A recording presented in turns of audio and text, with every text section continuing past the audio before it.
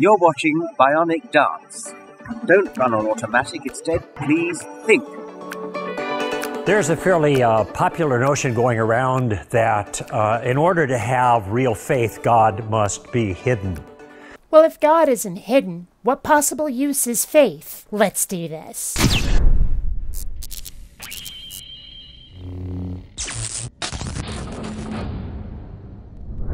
Greetings, fellow space travelers. BionicDance here. A trend I seem to be finding lately is Christians trying to redefine faith. I can only assume they've realized that the sort traditionally associated with the term is kinda loopy, and so they're trying to find a way to keep having it without seeming like fairy tale believing nut bars. Now, look, people can define faith however they want for their own purposes. But if you're talking about Christian faith, you gotta let Christianity define it.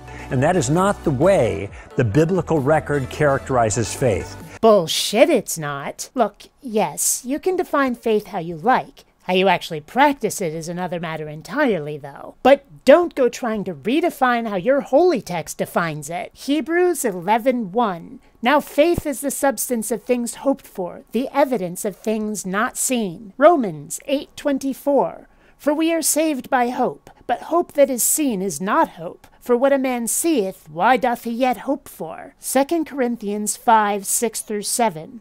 Therefore we are always confident, knowing that, whilst we are at home in the body, we are absent from the Lord. For we walk by faith, not by sight. The Bible teaches that faith is belief in what you can't see and what you don't know. Maybe that's not the kind of faith this guy claims to have. But if so, then he's not following his religion as it defines itself. Let me ask you a question.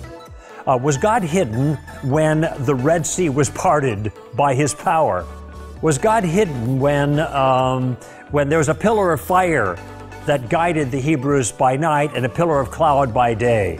You mean that whole Exodus thing that didn't actually happen? Archaeologists have, wait for it, gone digging and found not a scrap of evidence for Jews in Egypt, never mind a 40-year wandering after a spot of sorcerous marine manipulation. The only place this story is told is in holy texts, meaning you have to have faith to keep believing it's true instead of just mythology. Was God hidden when Jesus was standing there appealing for people's trust in him as Messiah while he worked miracles, feeding 5,000, raising the dead, healing the sick, raising himself from the dead?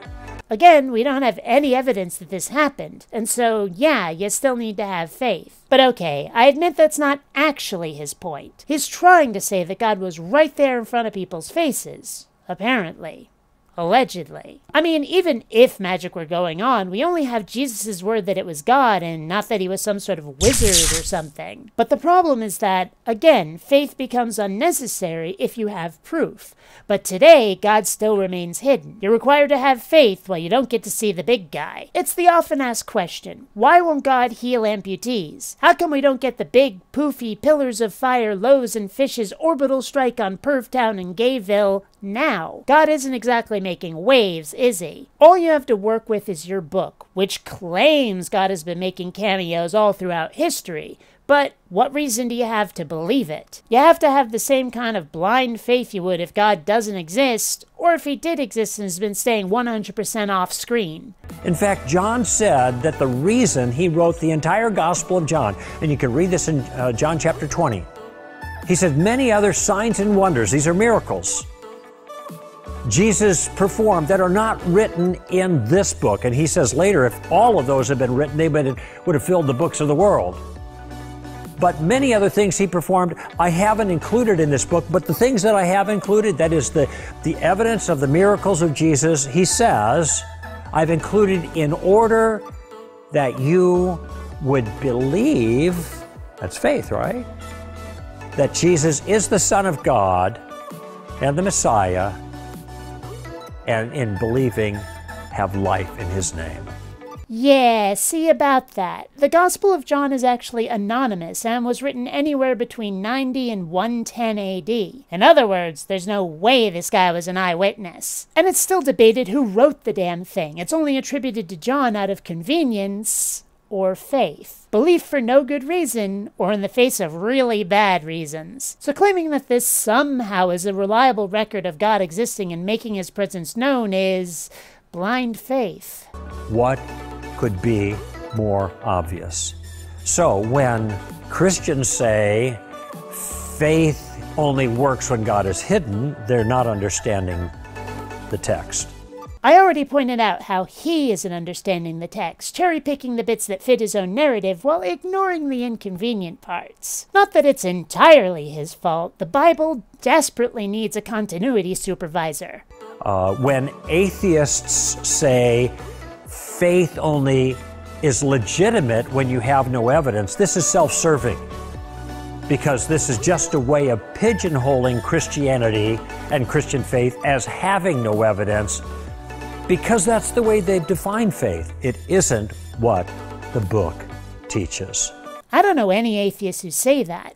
Nobody talks about the conditions under which faith is legitimate. We might talk about when it's necessary versus when it's no longer required. We might talk about why having it isn't exactly the most reasonable idea anyone's ever had. And we definitely talk about the definition of the word and how conflating two different types of faith is dishonest. But nobody is saying that faith is real, but that faith is fake. It doesn't meet all the necessary criteria for believing something for really lousy reasons, so it's going to be reclassified as, I don't know, a guess or speculation, I suppose. Yeah, that doesn't happen.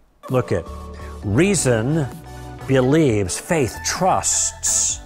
Let me say it again. Reason gives us substance to believe that something is true. Our faith is an act of trust in that which we have good reason to believe is so.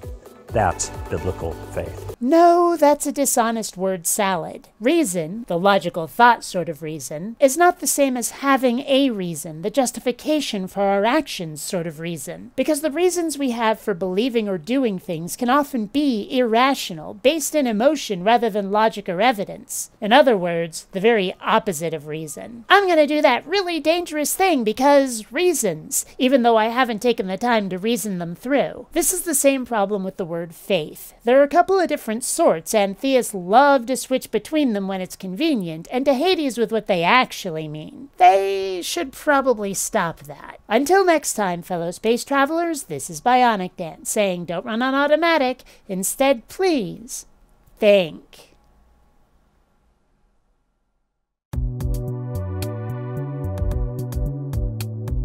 Attention citizens, failure to contribute will result in suspended oxygen privileges. Attention citizens, failure to contribute will result in suspended oxygen privileges. Attention citizens.